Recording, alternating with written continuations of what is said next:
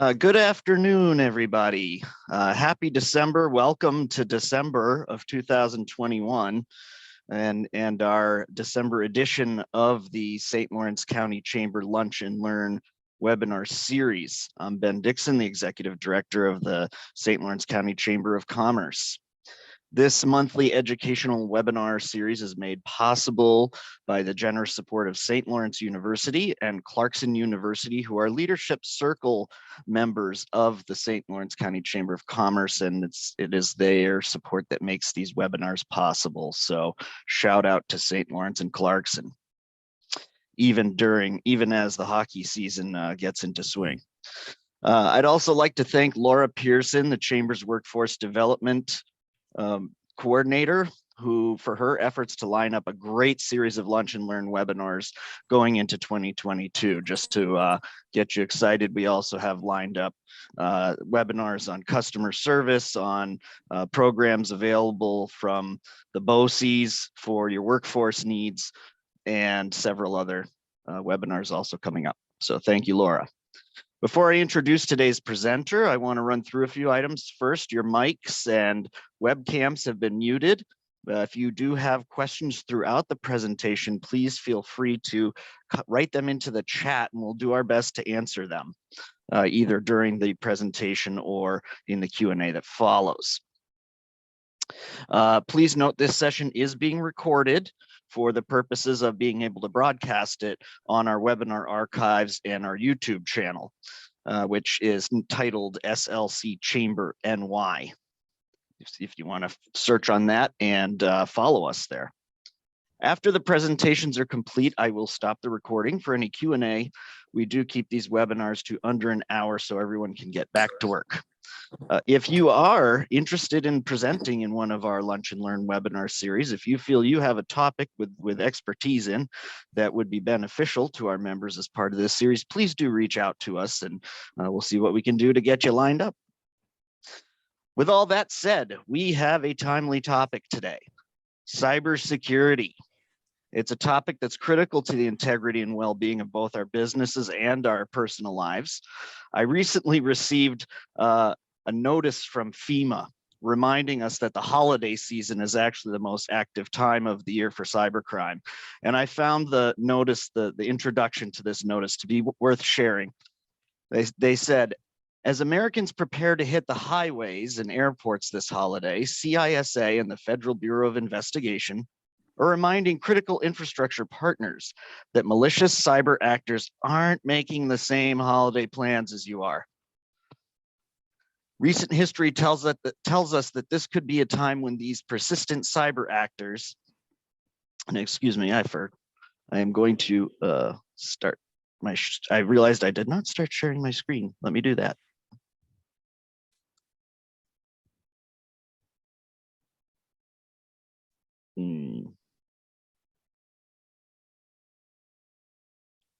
There we go. My apologies for that. Anyway, back to what they were saying. Recent history tells us that this could be a time when these persistent cyber actors halfway across the world are looking for ways, big and small, to disrupt the critical networks and systems belonging to organizations, businesses, and critical infrastructure. So that's kind of a good introduction to take us into our topic today. It's a good time for us to take the time today here on the 1st of December to look at this issue and what we can do to protect ourselves and our businesses. I am therefore very pleased to introduce Jason Wendt, President of CREG Systems and a certified QuickBooks Pro advisor. Jason and CREG Systems, I am pleased to say, joined the Chamber in March of 2021. And CREG Systems provides cybersecurity support in addition to a whole bunch of other IT services.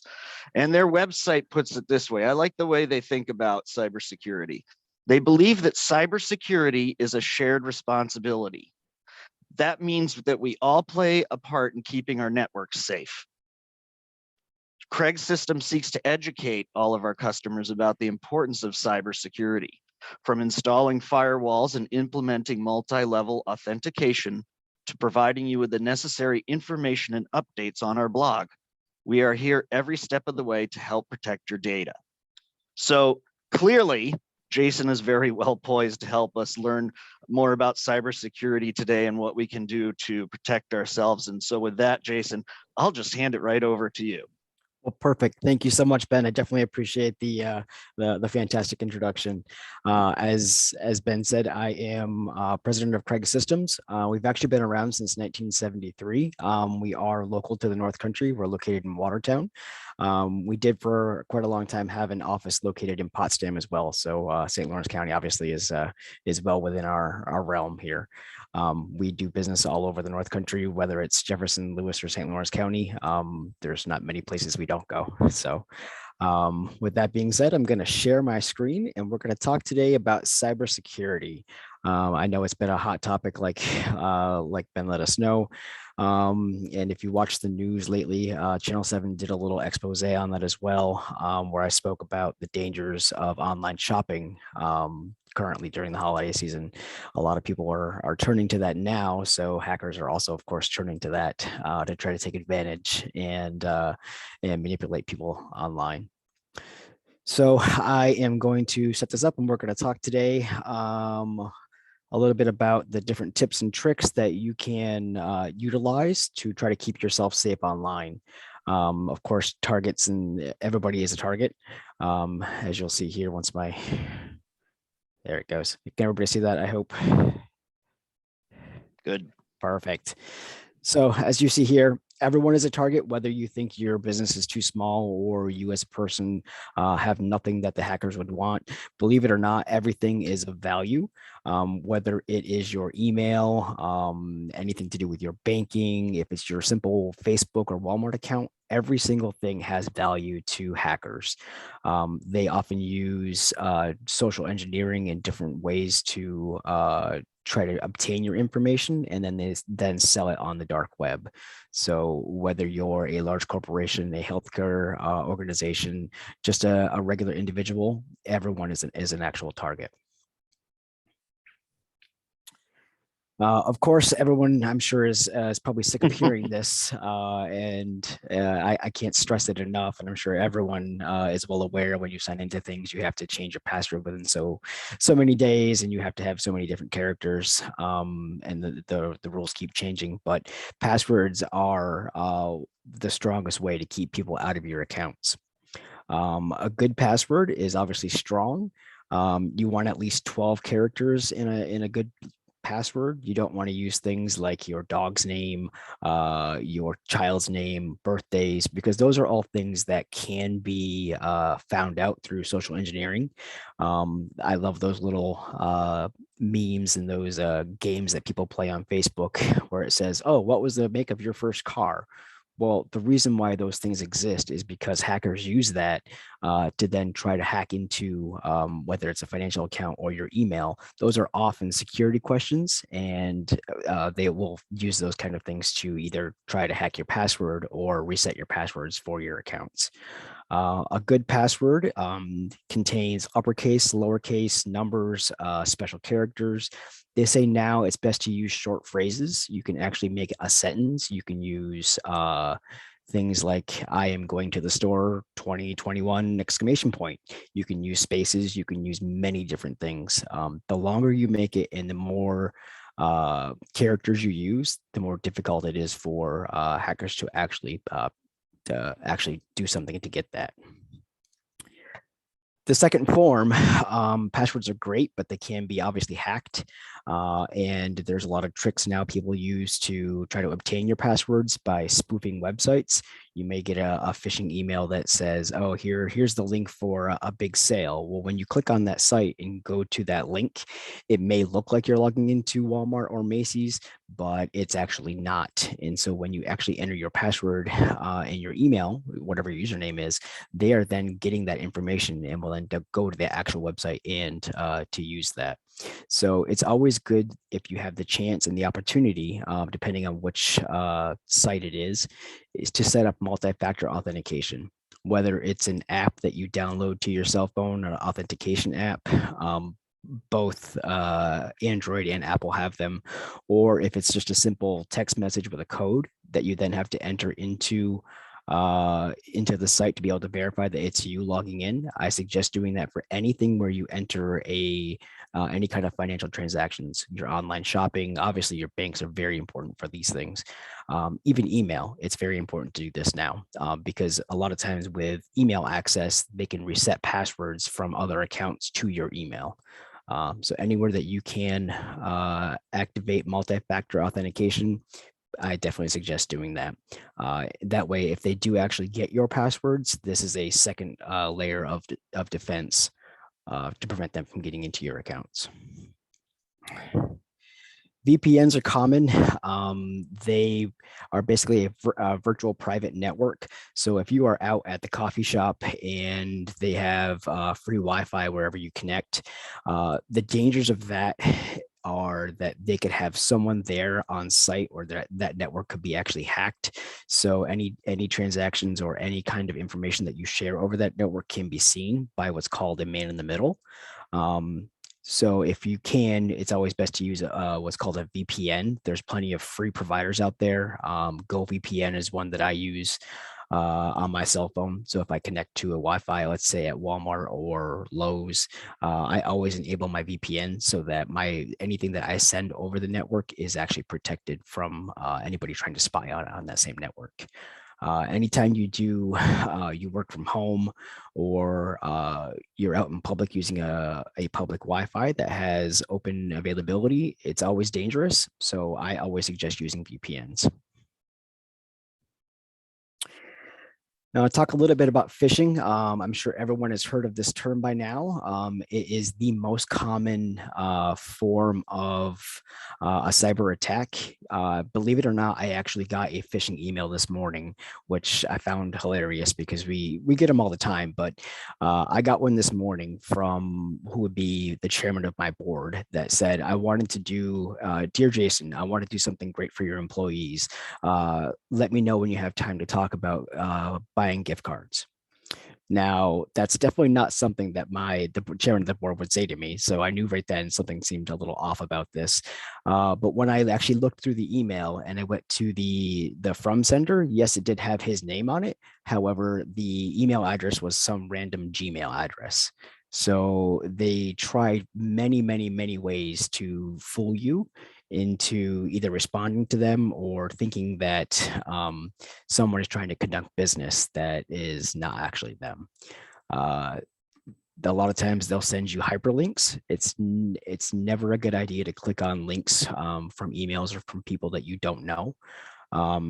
They will lead to fake websites, which I spoke about earlier, what they call spoofing websites. They may look like Facebook, but if you actually looked at the browser and looked up into the window where the web address is, you'd see that it's FaceBark or something completely different, even though it looks just like the regular website they're trying to spoof you with.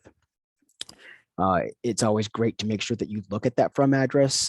Had I looked on my phone and got that email from the chairman of the board saying that, I may not have noticed that the from email address was something Gmail and not from CREG Systems. But if you ever have a question about the validity of the email that's being sent or who actually sent it, look at that from email. I've seen emails come in where it says it's from CREG Systems, and I look at it and CREG Systems is spelled incorrectly. It's CREG Systems with a Z at the end instead of an S. It looks very similar, but without noticing that very tiny little bit of a difference, I would have thought it was actually an official email. Oops, I think we got someone. I'm just gonna mute that. Anytime you see an urgent request or a threat come in via email, it's great to question the validity of it. I worked for a government contractor many years ago down in the DC area, and I did a lot of financial transactions for him. They would send in requests all the time for us to wire money to specific accounts because you had to front load a bunch of funding for some of the contracting. I got one, which was, I thought, which looked like it was from the actual CEO, saying that here's the account number, I need you to wire this money. Something seemed a little bit off about it. So I picked up the phone and gave him a call. Believe it or not, his email had been hacked, and someone else had been sending in or trying to send emails to people, getting them to conduct transactions. So if you have a question or something just doesn't seem right, if there's an urgent request, something that's out of the norm, pick up the phone and call. Don't be afraid to question things. Hackers are hoping to prey on people's urgency, and when something comes in that requires immediate attention, of course you want to make sure that you address it right away. Question it. Pick up the phone, call them, set up a second form of authentication just in case those things do actually happen. Back on the phishing, it says we should never click on attachments from emails. I can't tell you how true that is. PDF documents are now known to contain malicious files. Word documents contain malicious files. You have to be very careful when opening up attachments that come through email, unless you are certain of who the sender is and what they're sending you. I get emails every single day that say, here's your AP remittance, here's your receipt for this. When you look at the attachment, it's not a normal attachment. Even if it is a PDF, there's something, the name of it, there's something that's going to be off about it. And if you don't recognize who the sender is or who is saying that they're conducting business with you, don't open it. When in doubt, never open up emails from unsolicited senders. I'm going to move on to the next one. So this, again, talks more about what phishing is, why you should care. Everyone, I'm sure, nowadays has received at least one sort of phishing email. If you get an email with a link in it, you can actually hover over it, which it shows you right here in the middle of the screen. It says it's going to fedex.com/tracking. However, when you hover over it, it shows you exactly where it's going to take you. People can make it look like they're going to be sending you to a legitimate website or a legitimate link, but when you hover over it, it will show you exactly where it's going to take you when you click on it. If you have a doubt of what the validity of something, it's always best to type that address into your web bar manually rather than clicking on the link for it.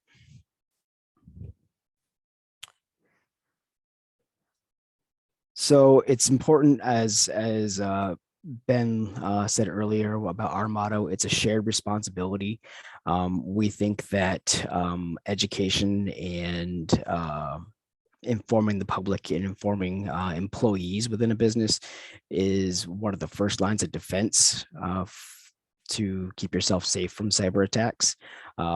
You can have the strongest firewalls, you can have antivirus, you can have encryption in your emails and all that great stuff, but all it takes is one person not paying attention or slacking on their P's and Q's for cyber care, and it can lead to an attack. Once they get into one computer within your system, if it connects to the network where all your other devices are, it can get to any single device on that network. It's important to, I want to also mention again, to socialize carefully. When you see those emails or those chains saying, where was your first date? What's the name of your middle child? What is your birthday? Where were you on your, where did you go on your honeymoon? Those are all ways that hackers can come up with information to use to unlock your accounts. So I like those things. You share it with friends, but you have to be very careful when you actually give that information out, because hackers then use that to either A, pretend they're you, or B, try to actually get into accounts where those may be the security questions that you set up.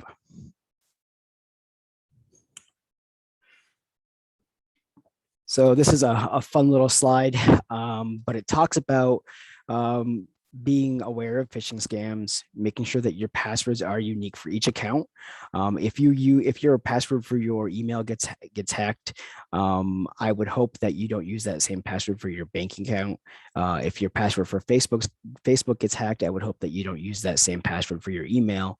But they're going to try that. So if they happen to be able to get into one account, they're going to try every single site, every Gmail, every Yahoo, every Hotmail, every account they can think of to try to actually get into those accounts. So if they get one, it's if you have separate passwords and different passwords for each site, they will not be able to get to all the rest.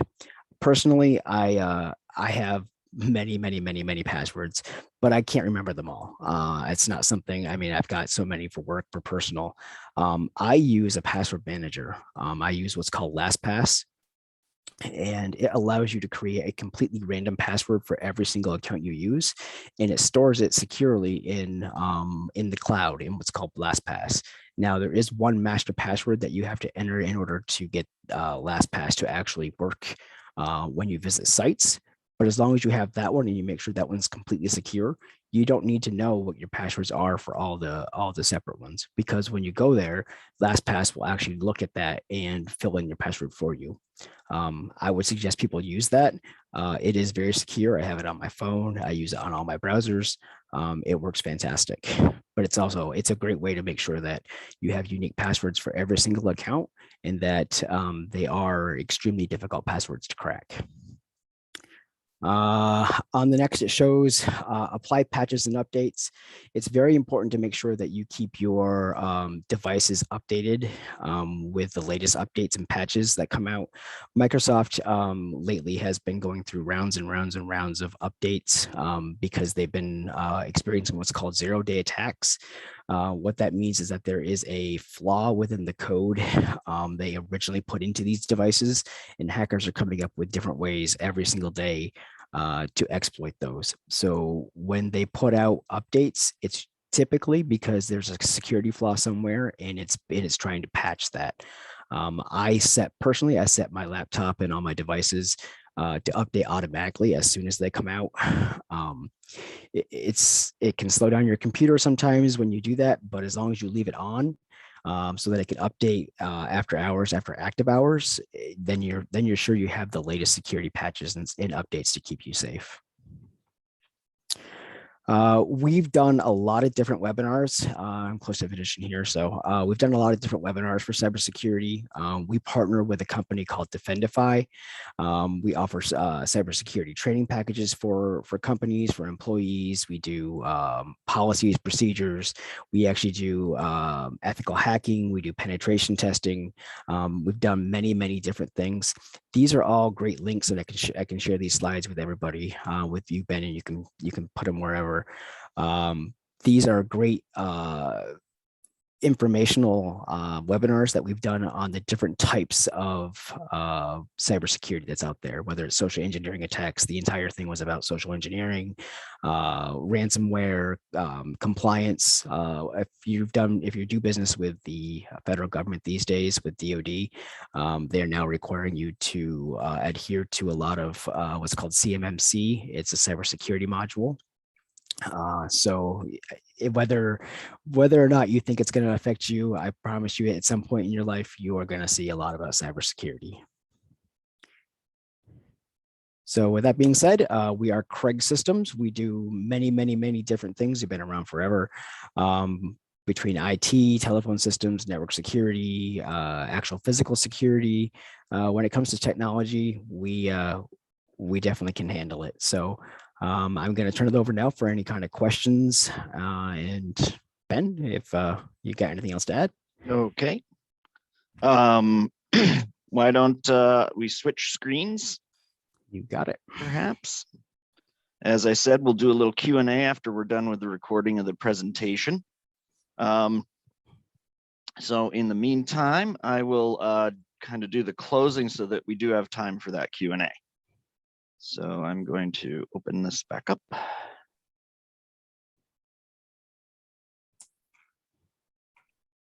Am I showing the Yes slides? Okay, well, thanks, Jason, for sharing all that expertise. And thanks everyone who participated and joined us today. I hope that this was a very valuable webinar. I think it gave Jason, I think you did a great job giving kind of a nice high level overview and some good practical tips that we can employ in our daily usage. So that's great. Again, I want to thank Clarkson University and St. Lawrence University for their support in sponsoring this webinar series.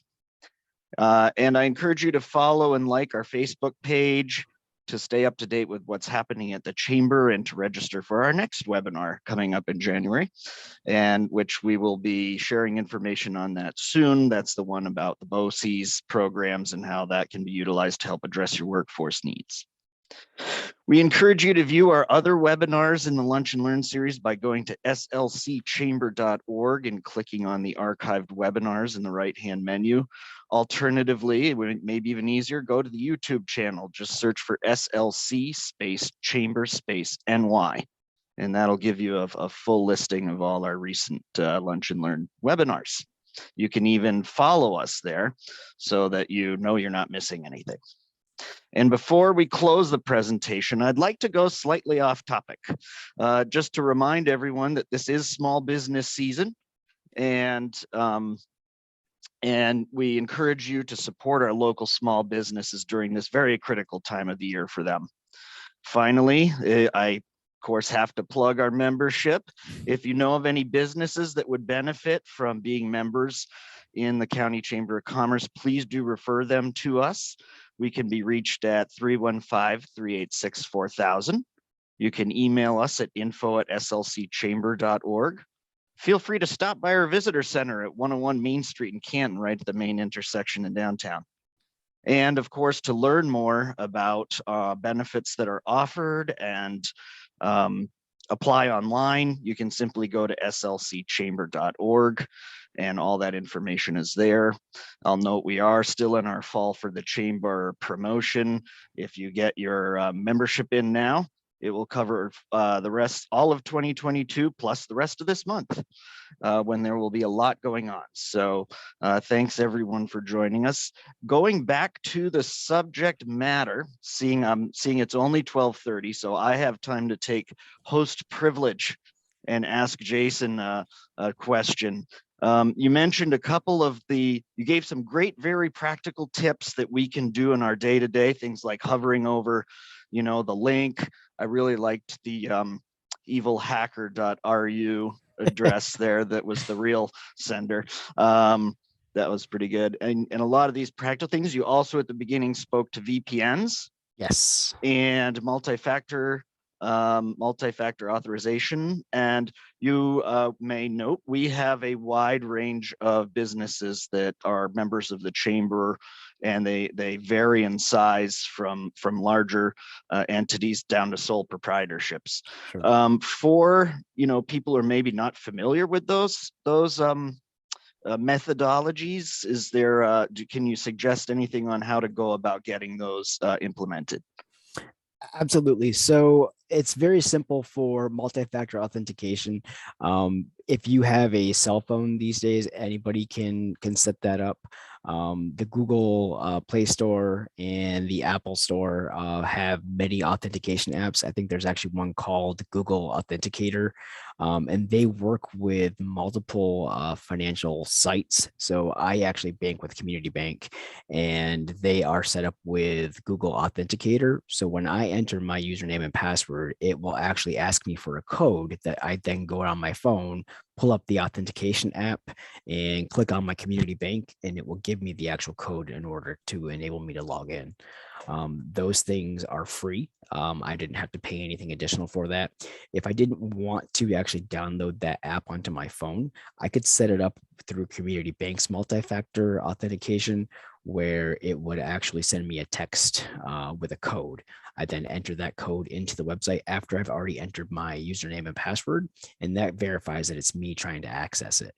Only the person that actually receives that code via text can then validate that it was them entering it. That again is free as well. I know these days Facebook also does that, where if you try to log into a different site, or at a different location, they will send a notification to your phone where you can say, was this you? Your location of Watertown, New York was trying to access your account. Was this you? You can click yes or no. If you hit no, that person that's trying to log in will not be able to access it. If you hit yes, of course, you can get in. But that's what's considered a multi-factor authentication, because it's not as simple as just entering your username and password. It's actually saying there's a second form of authentication saying, yes, this was me trying to log in. Those are free. Any of that stuff, any bank, Walmart, any of those kind of things now offer that. And I would say anywhere that you're going to conduct financial transactions, to take advantage if you can. As far as VPNs, for the most part, there are many free VPN services. The one I have on my phone is a free VPN service. I think it comes with advertisements, but it doesn't really bother me too much. There are many things you can do if you have a firewall. A lot of times they will come with what's called a VPN client, which then creates a direct connection back to your office if you were to work from home. We saw a lot of people with the pandemic work from home. They did a lot of remote workers. So we set up VPNs for a lot of different businesses where that allowed their employees from home to sign into what's called a VPN, a virtual private network, and then access files on the server back at the actual office. This protects that computer that they're using and any traffic that they send from being able to be what's called sniffed through the through whatever web access they're actually using, whether it's their home internet, whether it's out in public, or some free service. This protects any information that they send or access from being seen by hackers. Great, thanks, Jason. I have one more thing I'm going to request of you here today before we let you go. And that is, if people want to be in touch with you with follow-up questions or want to perhaps get your services to, absolutely. Would you mind sharing your contact information again and maybe throw it in the chat? I most certainly will. Let me pop this on here, and I will also throw it in the chat. Even if you don't want our services, I am happy to talk about this stuff. As you see, it's kind of a passion of mine. I love technology, so if you ever just want to chat about technology or things you're experiencing or things you have questions about, I am free to do that at any time. I actually thoroughly enjoy this kind of stuff. It may sound weird to some people, but I do like it. Well, that's good, because for many of us, it's a baffling field. Sure. It's intense and changing by the day. So every day they try to find new ways to trick Absolutely. us. So that's great. I'm glad that you enjoy providing that kind of feedback to people. Absolutely. I'm also on LinkedIn, and I'm very active on there. So if anybody has that and wants to connect, feel free to hit me up. Great. Wonderful. Well, Jason, again, thank you so much for joining us today and sharing this great information and your willingness to help everybody out with these issues. Absolutely. And so thank you very much. And we're very glad that you are a chamber member and were able to come forth with this very timely webinar today. So well, thank you very much, Jason, thank you. And thank you all for participating in today's Lunch and Learn webinar. Right. And